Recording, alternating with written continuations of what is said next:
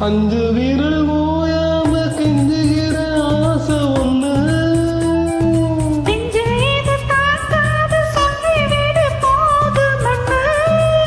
தோதா அணைச்சபடி தாங்கி பிடிப்பேன் பட்டு சேல கசங்காம பாடம் படிப்பேன் அந்தியில பந்தி வைக்கும் போது என்ன வரம் வேணும்னு கேளு அதற்குள் தாகம் தணிஞ்சிரும் மாமா உனக்கு ஒரு தூது விட்டேன் அந்தி மாலை காத்து வழியா வந்துச்சா